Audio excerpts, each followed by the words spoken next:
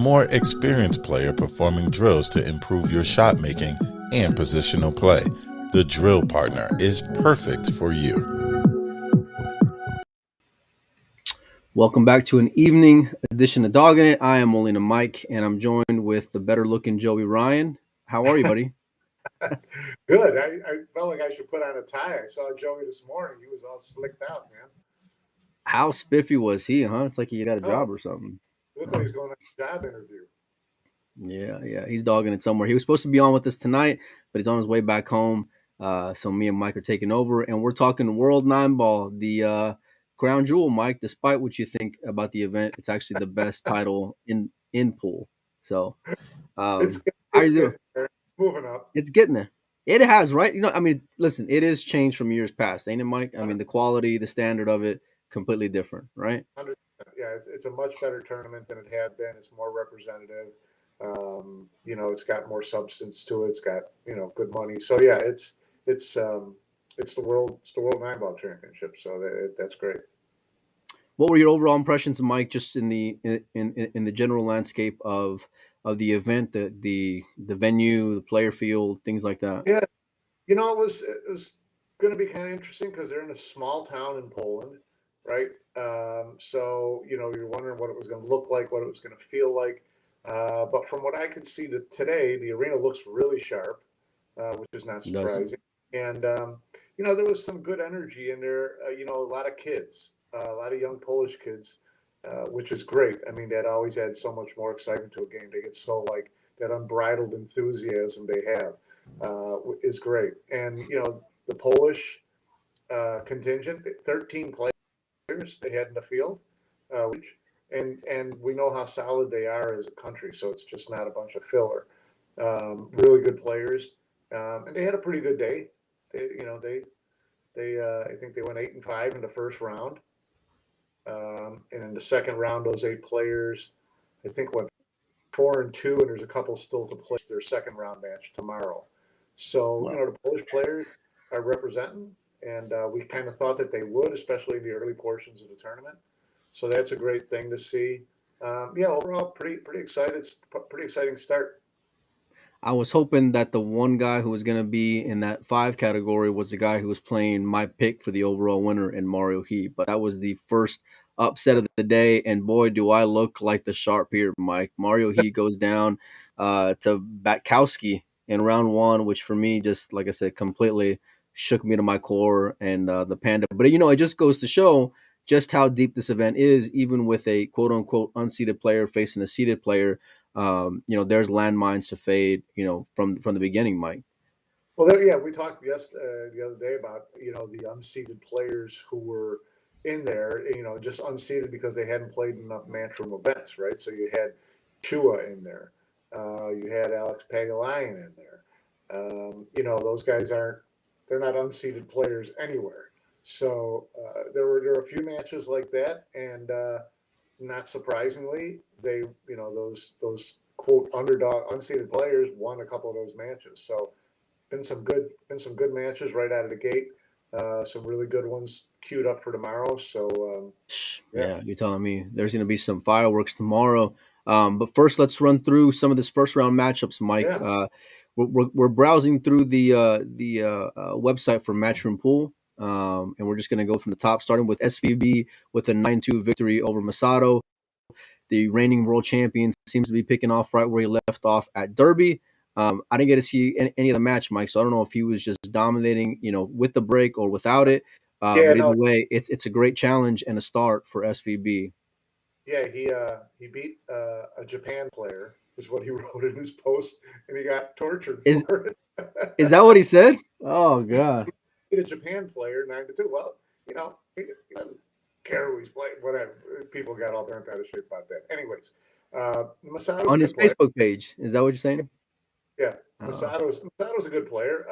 he is. Shane, he broke at least 5 racks, not consecutive, but over the course of the Yeah. match, he had 5 breaking runs at least. So, um, that I think he may have closed out the match with 5. Wow, Yeah, that's pretty strong then. he played really well. He cruised through his first match. Well, that's one guy, and everybody knows and gives him respect that if his break gets going, he's the guy who can muscle you, and by you, I mean anyone on earth, out of the way, right? This Right. is the last guy that people want to see get that break dialed in because they know just how dominating a force he can be. And, looking through this first round matchup, Mike, I saw a lot of guys, including guys who are very decorated, that were in some close matchups, which to me tells Yep. me they're not getting successes in the break. And one that comes to mind was Albin Ocean. I remember seeing back-to-back matches as I'm scoreboard watching, seeing him like I want to say through 5 or 6 where it was knotted up, which it just goes to show just how difficult that break is for some of these guys. Yeah, no, it's going to be a key thing going forward. First day you've always got some guys who just aren't loosened up, ready to play yet, so they may scuffle through their first match. Um, so we'll see. We appreciate everybody for tuning in and for commenting. We see it here. I know Joey's a little bit better at it. Raymond Lars is in the chat. He's saying Vandenberg and Nick did have some solid wins today. Yeah, Monk says Oi to make it to the finals and maybe win it all. So a lot of solid players. I was looking through this first round matchup, Mike, and this other kind of upset for me, very much an upset that comes to mind. Um, Copenhagen upset Thomas Kaplan, and Thomas is a very, very strong Polish player. And Copenhagen is, even though he's a co-brother, he's kind of the redheaded stepchild of the threesome because he has not had the success at all as the right. two older brothers. And this to me is probably his first like real signature win in a major. Mike, would you agree? Yeah, it seems like it to me. I mean, I've not, gone back and looked at his first matches in other, major tournaments. But this is a pretty good win for him to go, and play Kaplan in his home country with all that support behind him and hang in there and beat him pretty handily. So 9-4, I think so. Yeah, that's a good win for him. What were some other matchups that stood out to you, Mike, in that first round? Um, as we kind of scroll through a little bit, Misko Yep. Fortuna losing his first match 9-8 was Hill to Hill. a Norwegian player. Um, you know that's that's pretty big. I mean, you expect a lot from Fortunski. So now he's dumped into the Yep. loser right out the gate. He's got to win. It's single elimination for him from here on out, right? So we'll see how he fares. That was kind of a surprising one to me. Yeah, I'm sure they know each other from the Euro Tour, but it's definitely a matchup where you favor Fortunski quite a bit, at least to win in the outright. But losing a Hill on your home soil when you're probably, especially when it comes to the Polish team, you're probably at least a top 4 or 5 favorite Yeah, of course. uh to make it to like final 16, or to win it all. So just within the Polish team, so pretty massive upset. Nico takes out Ruben Batista 9-3. Excuse me. And then, like we mentioned earlier, Nick Vandenberg over 9-7 over Hasia, a real strong Taiwanese player. Yeah. Is Vandenberg back, Mike? Well, it seems like he has committed a little bit to throwing his hat back in the ring for these, and you kind of you're not surprised sometimes when a good player like that comes back and he's got all this renewed energy and drive and sharpness right out of the gate. You're not surprised when they kind of show a flash right away. Whether it's sustainable, we'll see. But that's a nice win for Nick. He's one Yeah. win away from the final 64 right out of the gate, upsetting a good Taiwanese player. So So is that all it takes, Mike? If you win 2 on the winner side, if you win your first 2, then you're through single then. correct. Okay. Because we're gonna there was some second round winners matchups that did happen, but we're gonna keep on cruising through. The first round matchups. Mike, I mentioned Mario He going down. Much to my heartbreak. It's pretty brutal, man. I mean, that's about as big of an upset in that first round as you can ask for, Mike.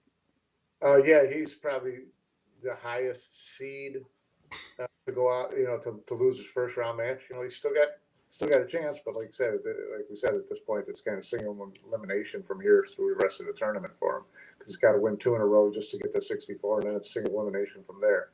So yeah, a lot of work for him to do, but he certainly could do it.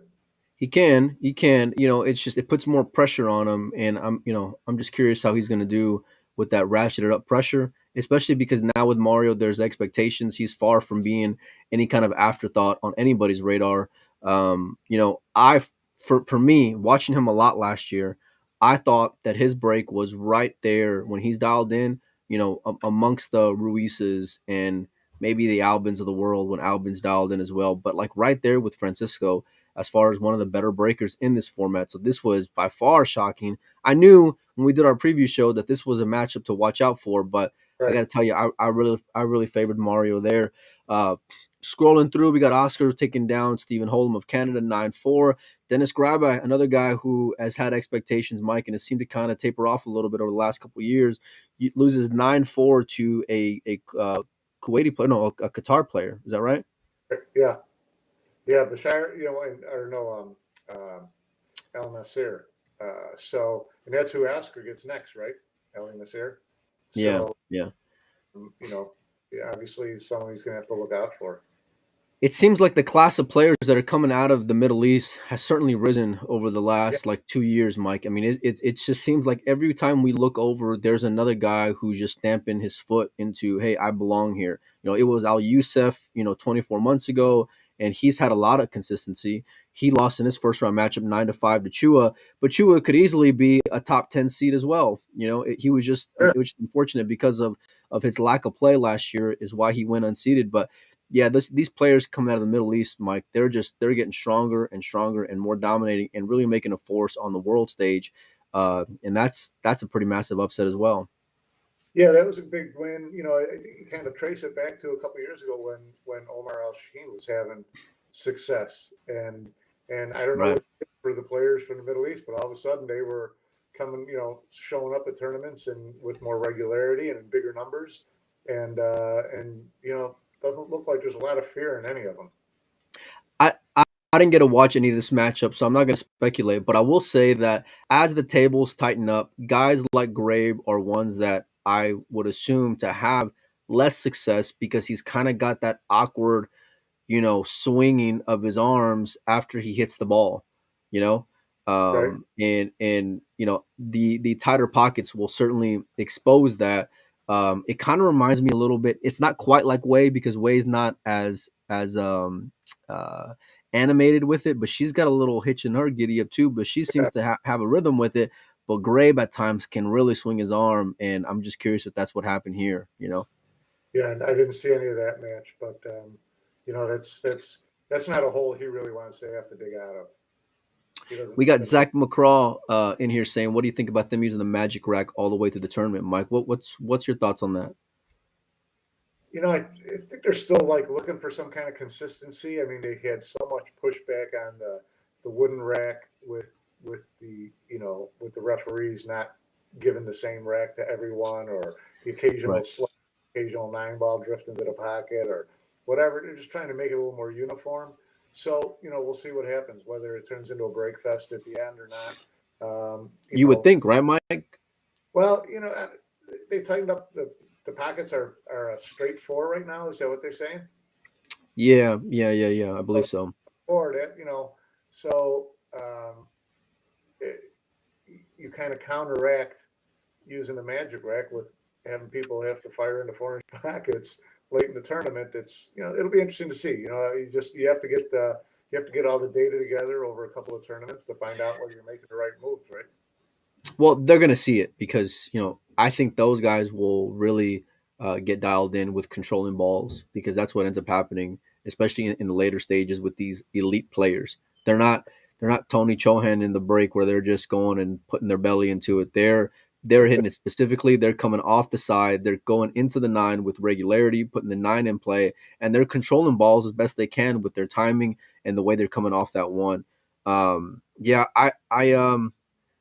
I know they're not using a shot clock as well, at least that I saw today. I don't believe they were using a shot clock. So I think it'll really allow guys to get settled in. I think it'll favor some of these Europeans with, a bit of a slower pace, or even the guys like a Copigny who can take some time, Yeah, to figure out his shot. But yeah, it remains to be seen. I think that yeah, I really do think though it'll become more of a break fest, but it'll change as I know I heard a guy say today I think it was one of the commentators saying that it was sold out on the weekends, so the conditions there will change as the week goes on. So, yeah. but we'll check it out, man. Moving along, Mike, we got Solnaki taking out Marcel Price 9-5. Mika Immonen, you called it, Mike, losing to Gerson 9-8, Hill. Yeah, and if it was Hill, I mean, it was. I didn't see it, but our thought when we were talking about it, we watched Gerson play at Derby, right? And Yep. he's a patient player. He's a very deliberate player. He's not overly aggressive. Just the type of guy who, if Well, he's through the match, could drive a guy like Mika up a wall. Who loves to be aggressive. And at 9-8, it had to be, you know, I'm front, sure I'm front. sure Mika loved it, I'm sure he loved it. And no, it's tough. But Gerson can be patient when it comes to one pocket, and I'm curious to see how his game's going to evolve now that he played in a major one pocket event, and if he looks at things a little differently. But Gerson's got some like Mika in him in the sense that he can swing at it, and he can swing at it a million miles an hour and just kind of go for it, and he can be dialed in. It kind of reminds me of Mika, kind of reminds me of like Omar Al Shaheen. You know how Omar just Yeah, kind of a million miles an hour. But Gerson, I learned the hard way about who Gerson Martinez was, a couple of years ago when, I went into my wallet, let's say, at a World 10 Ball event, and I found out the rough way. And I'll tell you a little story. So a buddy of mine from Mexico comes up to me and he says, Mike, what can I get, Gerson playing Shane, going to 9? Can I get three games? I said, you got it, fire it. He beat Shane outright. I'm peeling off, right? Paying off. Second round, he ends up playing, I think it was James Dodong. He says, Mike, can I get 3 games again? I said, you got it. I'm stealing here. Fire it again. He wins outright again for a second time. There I am again, just going and paying him off. Third time, he asked for filler. And I said, you can go, you know what, yourself. I'm not giving you 3 games. I'll bet it even. And then Gerson was up like 4-1, and I'm on, suicide watch, about to so, jump off the bridge, you know? So Filler yeah, came back and won outright, thank the Lord. But I yeah, was right. I learned who Gerson was. He's a monster. He's certainly someone who can be reckoned with. Whether he's got that break dialed in, I don't know, Mike. But he's got all the ability in the world. Yeah, we'll see with him going forward. Yeah. What else you got, Mike? What are some other matchups? Well, we talked about Ralph against Sullivan Clark has been kind of just an interesting matchup. Does the old guy still have it?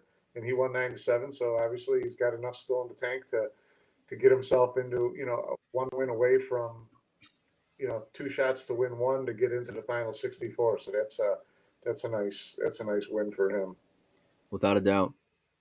And then your buddy Khalid beat Daniele Corriere from Italy 9-6. He's the young kid who finished second he won $100,000 for his second place finish in the junior event that they had in the Middle East, and he I looked had like. a buddy of mine from the Middle East who kind of does what we do for pool out there, Mike. His name's you remember Sam? I don't know if you met him, Mike, on whenever we did a show one time, but anyway, I can't remember his last name.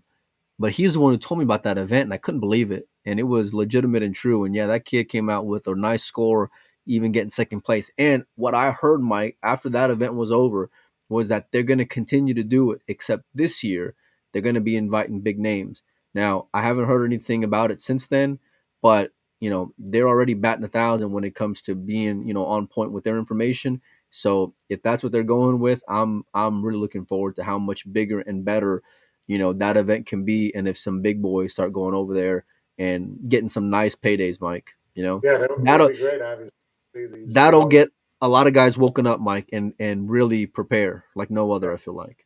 yeah, yeah. You're right. You're right. Um, we got Alex Pagulayan with a 9-7 win over the dangerous Snyder brother Michael. Solid win for Alex. I'm sure he was on fumes coming back from the Derby, but picking up right where he left off with the win. Nice win there. Hunter Lombardo, Mike, did you see this coming? 9-5 over And, Youngo, the guy who won the American Straight Pool.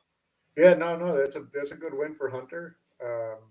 He's you never know which American's going to show up at some of these events. I mean, Americans had 10 guys, I think, over there. Let me Um, ask you a question, Mike. Was Hunter one of your three you had making it through the final 32 or whatever it was? he was that number. I had like 3 guys in the number 3 slot. If you were going after Shane and You're Scott, who at you're the time so full of it. were going. So it would have been like a Hunter or a Tyler or a Billy. Well, let's Uh, talk about Sky there, because you broke some news yesterday with Mr. Woodward not making it back, or not making a flight. a lot of good that did me. Yeah, yeah, yeah, yeah. I Yeah, was happy. I was happy for once, Mike, because I'm always the one, to get what at by people online, by people within the industry. yeah, You it know, was a real shame. I mean, I was as upset as anybody that Sky got caught in Dallas with the ice storms, and a lot of people I talked to the last couple of days in different industries just couldn't get out of Texas because the yeah, planes just weren't going, and so he had gone home from Derby to see his son for a day. He was going to have a nice 18 hours if Derby ends on time to yeah. get a little date home, repack whatever he needs to do, and then head off to Poland. And it didn't work out, so that was a real shame. Yeah, Yeah, you can't fade Mother Nature, and it was just a bad timing, or yeah, just a perfect storm. No pun intended. But you certainly don't fault the guy for going home and wanting to recharge and see his kid. I know it's tough being on right. the road, especially for him whenever he's going to be, not just within the states, across, gone for a couple of days. This is across the world, and and it's just good to, like, recharge, do some laundry, have a good day, nice dinner with the family, and then go out there really refreshed.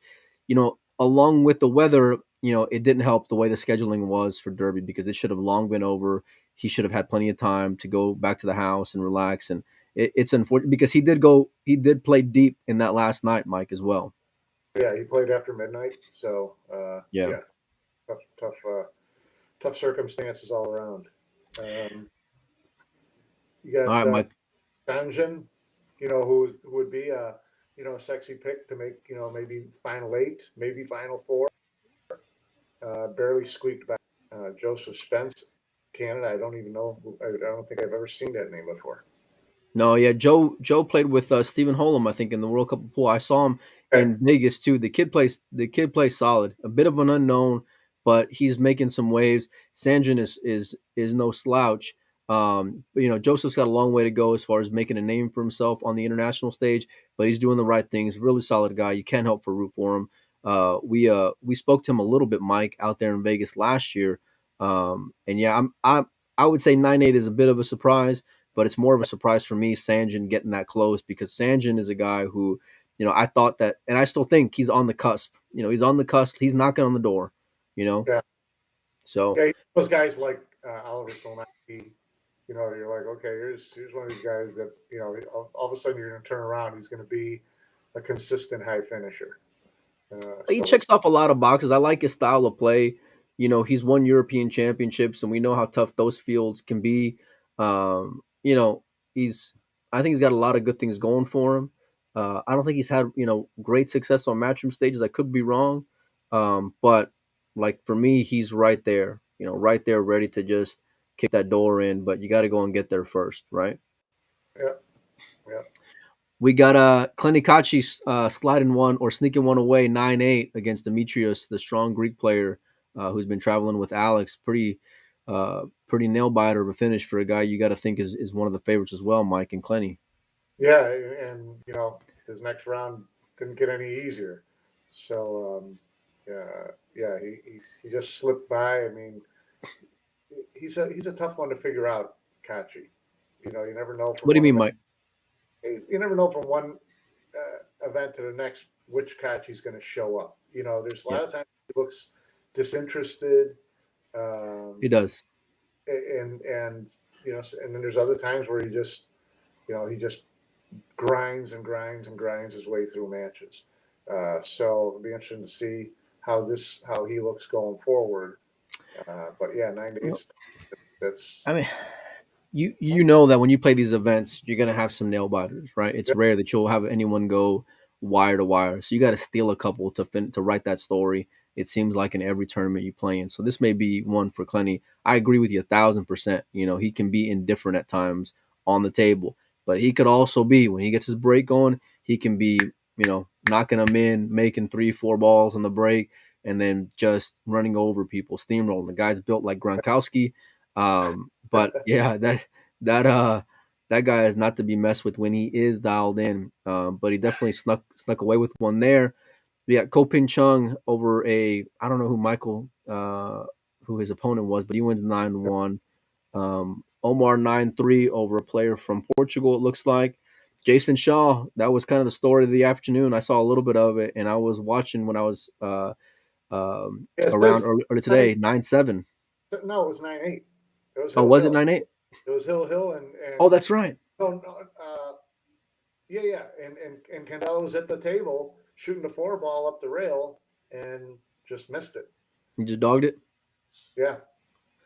Well, Oh, that was he really dodged a bullet there. A lot of I people picked Victor 194. Well, on Jason real quick, I talked to him a little bit out at Derby. Um, he seems like he's real loose. He's not having a whole lot of expectations. At least that's what he said. He's playing a little free, which can make him dangerous. But I guarantee you, a match like this will wake you up a little bit. That'll make you. I'm not saying he didn't focus or he didn't bear down because I didn't really watch enough of it to know how Candela got to 9-8. But this could get Jason really motivated to, okay, let me loosen up a little bit even more and start to dominate like we know he can. Yeah, possibly could do that for sure. What else you got, Mike? Well, young Joey Tate over there taking a swing at these world guys got beat up pretty good by Jose Alberto Delgado, 9-4. We'll see how he handles his losers break. See if he can get a steal a win out of there, or at least come home with one win would be good. Well, he Youngling Chen, looked. We all saw him against Shane, Mike. We all saw that match, and we were hopeful for him. Delgado is tough because that kid's been climbing up that mountain as well, right? yeah, But I'm with you. I know Joey's made a steal, but you got to go and perform on these world stages, and it's great that he's getting the seasoning in. I hope he can continue his run, just from a yeah, personal standpoint. yeah. Chang won easily. We talked about the Chris Melling Guan Quack match. Yes, yesterday as being that was kind of a coin flippy kind of thing. That was a tough first rounder, and Melling came up a little short on that one. Yeah, he did. I Kwok is a real underrated player. He's always there, maybe on the cusp of being in that elimination or being in that first round of elimination. You don't really see a whole lot of waves from there. Chris hasn't been playing a whole lot of 9 ball at all, really. That I've seen. Right. Um, and so, yeah, I mean, it's kind of an upset, but then kind of not. You know, I think when Chris is dialed in, he's number one as exciting as anyone on earth, but number two, he can be dominating as well. Yeah, If there's a that's right. guy if there's a guy who I like going out of the loser side, it's Chris Melling. Yeah, Who we can. saw it at the U.S. Open this past year when he made a nice run through there, and he was just flying around the table. So yeah, he's a rhythm Yeah, player. he was right. He really was. So We got a rematch of the Asian Open, Ko Ping Yi against James Aranas. It started off pretty good with James, I think, taking a 3-1 lead over Ko, and then Ko was just doing Ko things after that, yeah, Mike. yeah, he's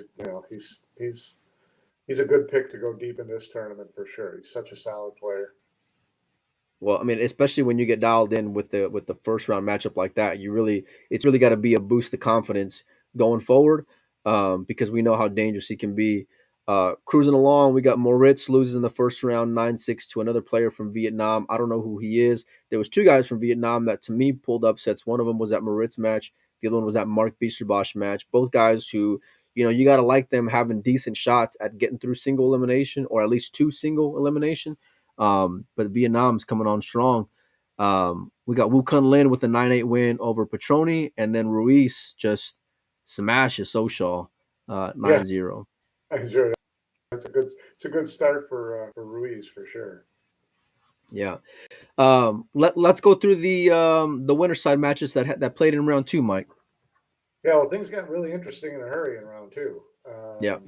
Yeah, little Co, the youngest Co, almost stole one from that went 9-8. Well, So that do you think that kid's gonna be dangerous now, Mike? I don't know that I've seen him enough to really know what his future looks like relative to his brothers. It's such a Um, high standard though, Mike, right? yeah, it is. But I mean, if you're playing with that every day, you know, if you have the talent, you're gonna get there relatively quickly. So Right. see what happens with him. But Yap, we know that Yap can go deep in this tournament too. He's such a great young player. Without a doubt. I mean, Kaplan and Yap. I mean, he wins against Kaplan. He takes Yap 9-8. That to me shows that maybe something's a little different with the youngest brother. That maybe he's now going to start stepping into his own. And I tell you what, like that, how strong of a gene pool is that when when if this guy starts making some waves, Mike. Yeah, well, I mean, he's still got another shot to get into that final 64. All three of them could Yeah. make the final 64, and you got Scotch doubles. You wouldn't want to go into a trios match against that. Yeah. Let me ask you, Mike, if you were going to take, let's say, top 3 Polish players and the Koch brothers, who are you taking? Wow, that's a really good one. If you were going like Wojciech, Misko, and Conrad like that. Oh, you got to have Victor in there, no? I think mean, yeah, Victor's a top 3. Yeah, you'd be fighting for So those three against the Koch brothers. Wow, that'd be a good. Let's line that up. Let's get some money there and see if we can get that moving. Flip the coin, boys. Flip the coin. I mean, listen, you this if you're gonna argue one of them has a liability, it's the youngest Koch brother. But if this guy starts, standing tall on his own, you better watch out. We know what the Polish contingent is like. They're gonna be super deep. They're deep right now. They're gonna continue to make runs. But cruising along, Mike, we got 9-7 win Lechner over Nikos. Nick Vandenberg 9-6 win. Another solid win for Nick over Ronald Regley. Into the final 64 already. I mean, he's got to be, his expectations going to this tournament was probably to get to that final 64, maybe 32. So, he's playing with house money at this point to me. So it's very it's very like Carl Boyes and Darren Appleton kind of, where you're kind of one of the last guys in, and now you start making some waves. Let's see if he can continue with Cinderella. But I tell you off the bat, those are 2 stout victories for the guy from the Netherlands. That's for sure. Yeah, for sure. He followed up his win over Mario He with a pretty solid win. Yeah, I don't know who that opponent is myself, but yeah, without a doubt, solid win. Wojciech, reigning 10-ball champion, guy who led off the day for the event, Mike, on Matchroom's TV table, loses 9-8 to Imran. Imran is a guy who I just can't peg these days, Mike, because I'll see him like in events, just kind of be there, and then by the time you know it, he's like in a final 16. It's happened a lot over the last 6 months, I feel like, and this is just as solid a victory as you can ask for Imran. Yeah, no, it's a great win for Imran, and he does that. All of a sudden you look into the fantasy, you see a lot of the top names, but there's always Imran is always in there when he does show up playing events. So not overly surprised. Well, surprising he beats Wojciech, but Imran's a tough out for anybody. Yeah, I mean he's showing his bottle, as they say, and showing his worth. It's one thing to squeak through a first round where they may be, quote unquote dead money. And I didn't see we played the first round, but if you're going to beat a guy like Wojciech, and we know his standard over the last 12 months, solid win. Another Polish guy who I've never heard of, Mike, takes down Johan Chua 9-5. I don't even know who this guy is, Mike. Yeah, he's one Polish player I really don't know anything about. But that's it's a big win for him. Good without a doubt. And my guy from Peru, Gerson, takes down Solnacki. Solnacki's a good, was a good pick to make a deep run. I mean, he's such a talented solid pick, Mike. So so Gerson's on a pretty good run these last couple of weeks, and here's a guy who played a lot of matches and a lot of hours at Derby, and from Peru to go to Peru to Indiana, play for a week in that atmosphere, then fly all the way to Poland and play there. He's got some good wheels, that's for sure, because he's holding without a doubt. He's holding up pretty. No, for sure. And he's a guy that the confidence could really get him going. Oliver's a solid win. He took down Shane a couple of years ago in, I think, the final 16 when Shane was looking like he was going to snap off a world title. I think it was 2 years ago. And that's kind of when he put his name on the map. But Gerson, look out, because he's exciting to watch, very talented, big win for him. We'll see what it looks like for him to get through, or once I guess he's already through because this is already Yeah, guys who are making it through single elimination. yeah, yeah. We got Snagaki taking down Jonas 9-7. You know, Jonas is such a great player, Mike, and I didn't always feel that way when I first saw him come up. I knew he was a world junior champion, but his level of play hanging out with David and Francisco has elevated over the last 12 months, Mike. And this Yeah, looked like it was quite a battle from the scoreline. yeah, the Spaniards have all really kind of all their levels have climbed, right? It just seems like they've all stepped up a little bit more. So, but yeah, Snagaki, it's a good win for him. Keep Polish hopes alive. And then Albin kind of steamrolled our young kid Khalid. Well, I think it was like 4-4, if I'm not mistaken, because I was watching that a little bit, and I want to say Khalid was up, maybe even like 4-2 or something. I could be wrong, but I know it was at least 4-4 at the minimum, and then Albin just does what Albin does. I want to hear from you guys in the chat. Let us know who you favor to win from here. Who surprised you the most, and what matchups you're looking forward to tomorrow. One right below that one, Mike, is going to be about as marquee as you can ask for. You got the Lion, who took down Shane at Derby City. He's got the killer, Josh Filler, for a chance to make it to the final 16. Mike, who you got? Or final 64, excuse me. Who do you got? Yeah, Josh and Alex. Well, I mean, you know, the smart money is going to be on Josh. What we didn't talk about was Kachi beating Shane Wolford 9-8 in the second round of the winners to get through to the final 64. That would have been a big win for Shane Wolford. I was really pulling for him in that match. He was up like 4-1 on Kachi at least. You know, he was up 4-1. It got a little tight late. I don't know who reached the hill first. You know, it's too bad. But he's got another shot to lose around tomorrow to get into that final 64. He'd be a great one to see in there. No, without a doubt. And this is a guy who, you know, remember last year he started off really solid and was on the Mosconi radar and looking like all but a lock. And then after the last 6 months of the year, he kind of just tapered off a little bit. He seems to be having more consistency in this matchroom stage. Good run so far. We'll see if he can keep it going and make it through singles.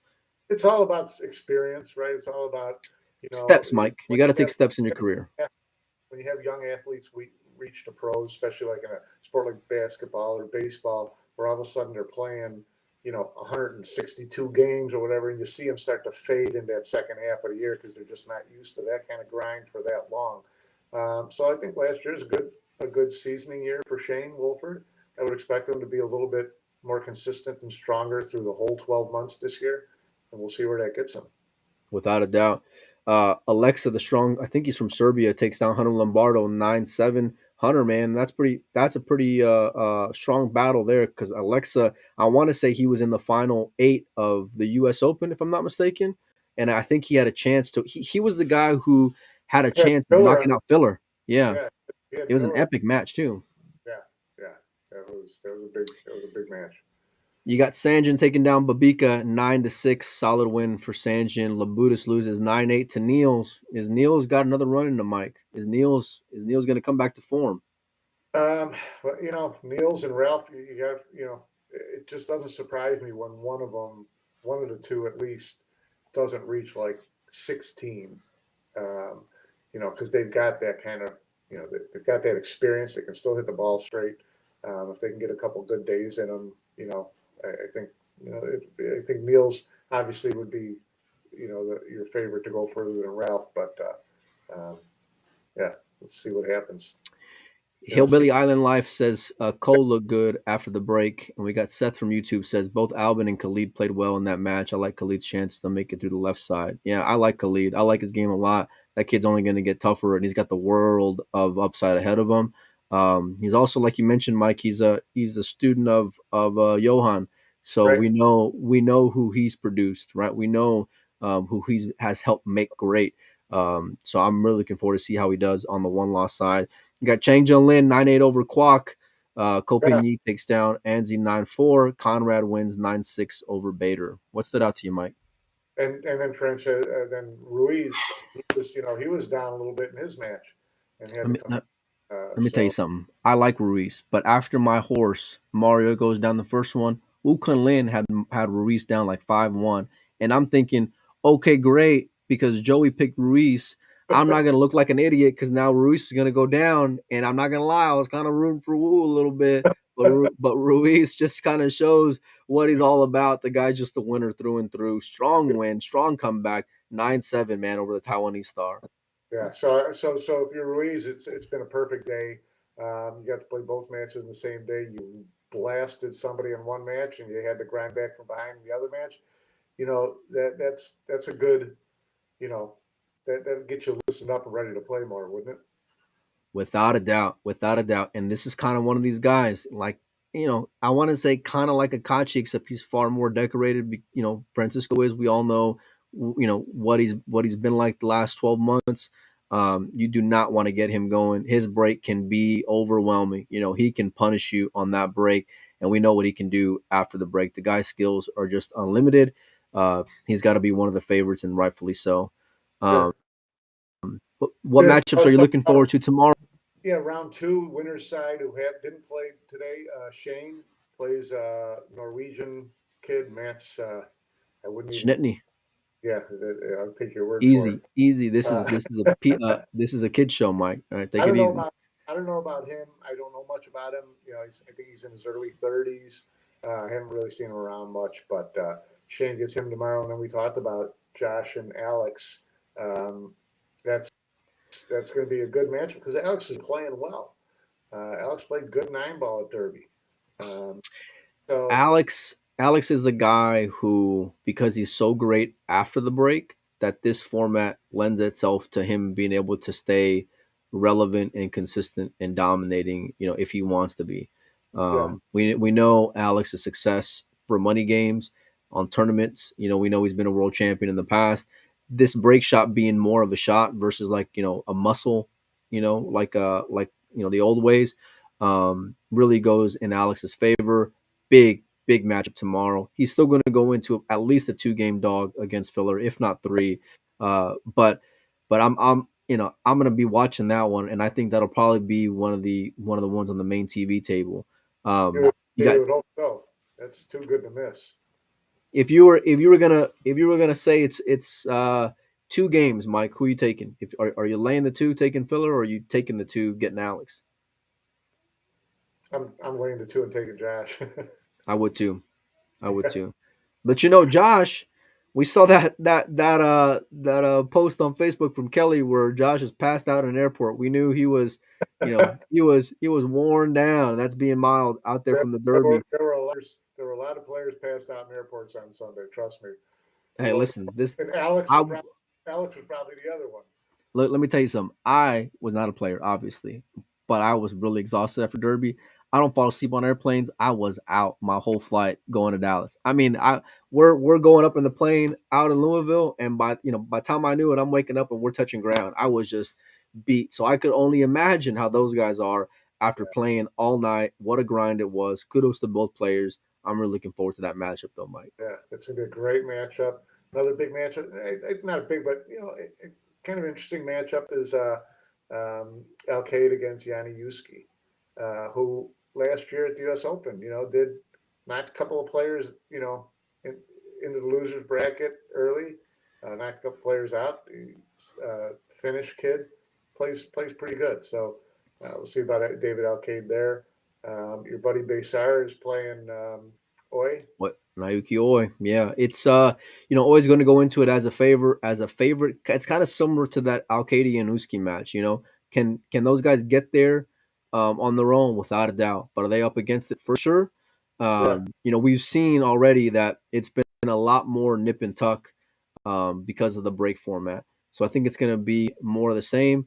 I think it's going to be closer than a lot of people think on both those matchups, Mike. And I think for David, you kind of got to be like, man, what do I got to do here? You draw Billy Thorpe the first round, then you got Yanni Uski. It's those are pretty tough matchups. But guys, you certainly like to get in gear with, because David can get a rhythm. Sure. And David, especially David, like when David's in rhythm, he can mow you over, man. Great player, obviously. Well, we remember, Mike, it was Mosconi, right? The guy probably had like 4 fouls in the doubles match, right? Right before. And then he goes up against Tyler and he breaks like King Kong, where he could do no wrong. You know, gorgeous layouts after the break. He had another. it was, This is his singles match before that. His first singles match was the same way. When he played Oscar, he yep. lost a double match going into that singles match, and then just played lights out. So yeah, David's got his top gear is right up there. So Like uh, anybody. Yeah. yeah, with anybody. So uh, You Victor against Robin Hagler. you gotta you gotta step up if you want to be the guy. You know, and Roman is a very strong European player. You know, and he's well seasoned. Victor, if you want to be a big boy and you want to be one of the elite, you better go and handle your business because this is a guy you got to put away. You know, and Yeah, there's people are favoring Victor to go deep in this event, real deep. You know, and we talked about that kind of as the matches go on, how much more pressure does that just start to pile on to Victor, and how does he handle it? how do you think he handles it, Mike? How do you think he stands up when it gets tight? I think that in tournaments I've seen him, he stood up just fine. I mean, he was great at the international. He was great at the World 10 ball. Well, he loses to Jason at the World international. we finished second in another big one, but he showed he can get through those big matches toward the end. But now in front of your home people, with expectations on you, the further you go, the brighter the spotlight's going to be on you. At the international, it's not like he's sneaking up on people, but all the attention wasn't I on him. mean, he was coming off of back to back, runner up finishes. I think in the American straight pool, and I want to say there was another event that he was coming off of a runner up finish Right? with with and I brought up Jason. Jason goes on to win the international, but the guy goes and beats Federer, robs us of the opportunity to see Federer versus Jason Shaw at the international, and then when he played Jason, I don't think he played bad. I think he just got beat. It wasn't like he Yeah, dogged it off, you know? yeah, he played great against Yeah, Jason, and without a doubt. So but the moments there weren't too big for him. no, no, I don't think This so either. this I think he this embraced will it be and soaked it in and processed it well. this will be a different level though if he gets deep in Poland at the World Championship, because then you know reporters start coming out, fans start coming out, family starts pouring into town. It becomes a different level to me. Like I said, he wasn't sneaking up on people at the international, but people were talking about we want to see Filler against Shaw, who Richter. They weren't talking about Richter. They wanted to see Filler. No, So no, here, though, all the spotlight's going to be on him or right. Wojciech or Conrad or whichever Polish Well, now player. Wojciech's on the one loss side now. So Well, still plenty of time to get back into where you got to be.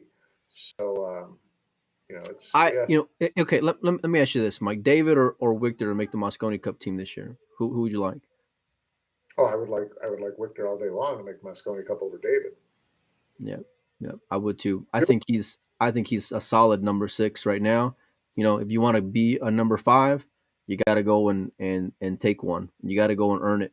And these are events where you can earn it. You can stamp, what you're really made of, not just with Euro tours, not just with American events. On diamond, you can go and play under bright lights, under immense pressure. That's something for whoever's going to be that European coach. That's something they're going to go back and look at and see how he handled it, Mike. Right, no doubt about it. So yeah, we'll see. Uh, It's gonna be a good matchup. And then you got Tyler Steyer and Alex Kazakis. Big opportunity for Tyler, to me. Like at the U.S. Open. Big opportunity to take down a decent name in an important match in a tournament like this. So it'd be interesting to who do see you how. who do you like? You I mean, know, Alex is going to be a favorite. yeah, but I like Tyler in this match actually. Call me crazy, Mike, but I like Tyler in this matchup too.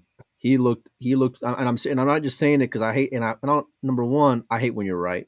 Number two, I hate the piggyback things you say because I just like to be the other side of it. Okay, that's first off. But I think Tyler's been playing pretty solid. I think Tyler has stepped up when it comes to big matchups. We saw him beat Federer at the U.S. Open a couple years ago. I'm sorry, this last year Yeah, we saw him go deep. We brought up the World Games before. We talk about Tyler.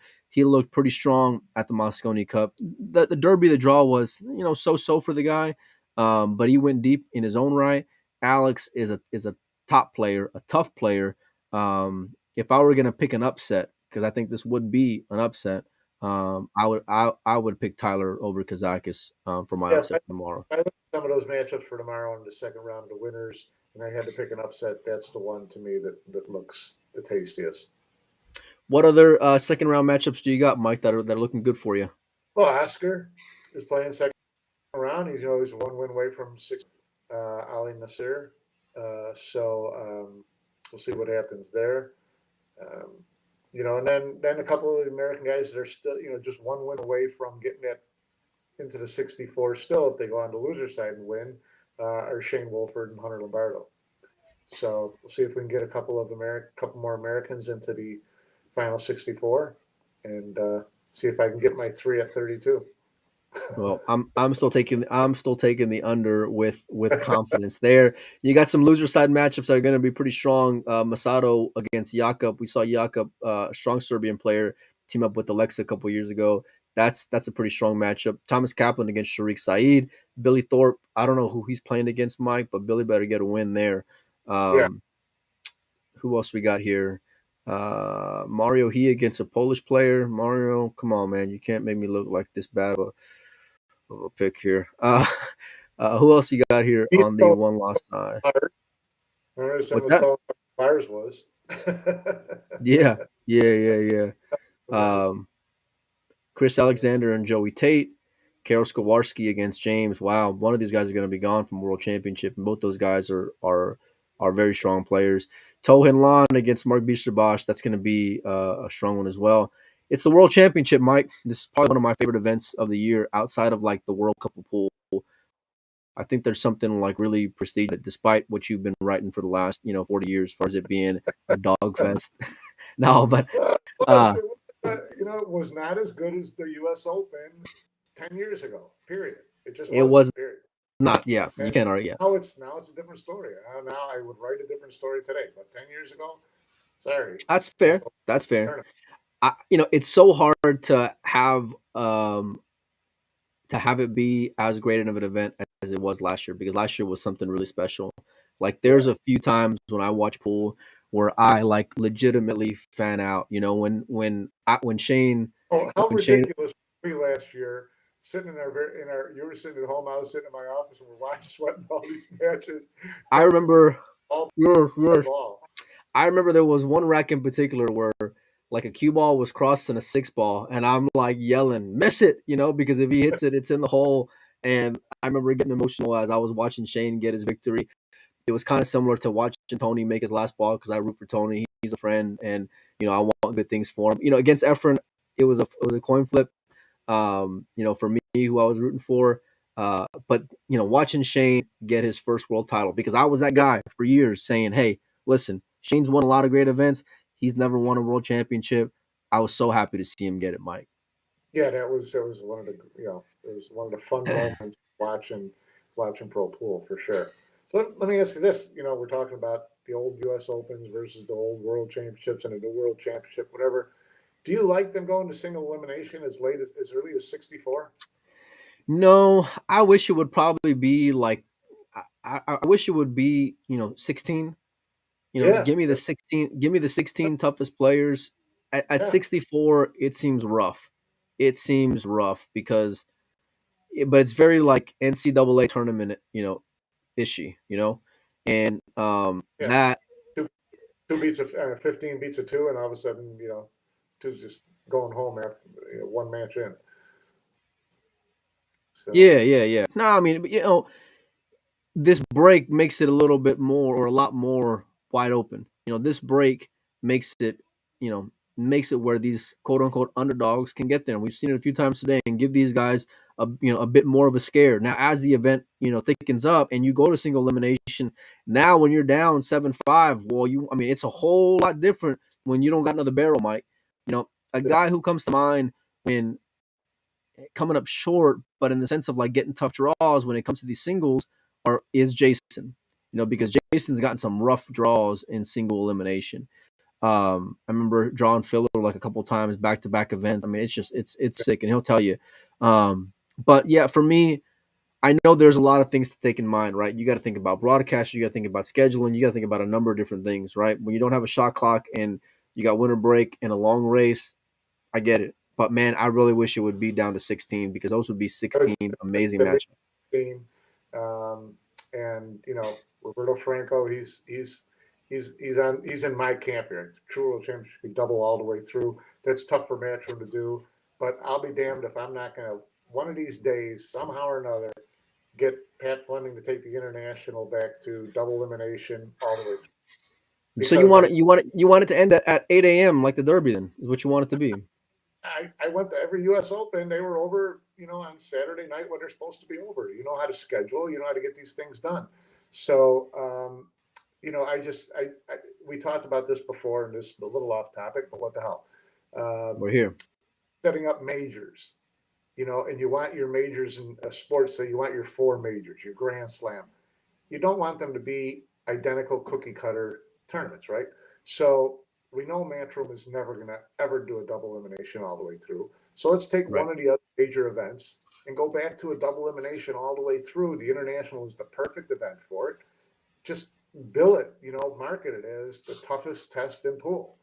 Doesn't have to be money, doesn't have to be whatever. It's just let's make this is going to be the toughest tournament to win in pool. And I think that's the way you kind of establish some of these majors where they're not all identical tournaments. I agree with you, and like I said, I hate agreeing with you, but I think you're right here, Mike. So, Well, listen, no, I'm a little worried with how often you're agreeing too. So I am too. Listen, I got like PTSD after the Derby's not a major conversation, so I'm scared to fire a bullet here. No, but it makes sense, and one of them being more old school. I get it. Let's do it. For me, here's the deal. I don't know if I would do the international personally because Derby needs some overhauling and some changes, and we're still going to do a Derby recap show. So I don't want anyone to think that we're fading that topic because we're not. Derby is never going to change its format. So you don't think so? Nope. This was Greg's dream baby, and he's got it just the way he wants it, and it is unique, and it is Derby. There's nothing else in the world like it. So you don't want to change it so that it's like something else. You don't want. You're not going to. Well, no, but if it goes true double elimination, then there's no major that's like that. Now we're talking majors again, Mike. Yeah. Yeah. Well, I mean, would that elevate it to the major status? Come on, Mike, bend a little for me.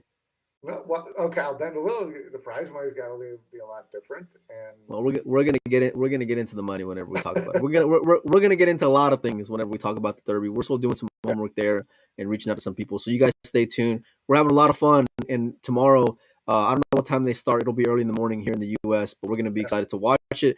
A lot of marquee matches. We hope you guys tune in as well. I'm gonna be reaching out to Matt and try to get some player interviews tomorrow. So I don't know if Mike will be available or Joey.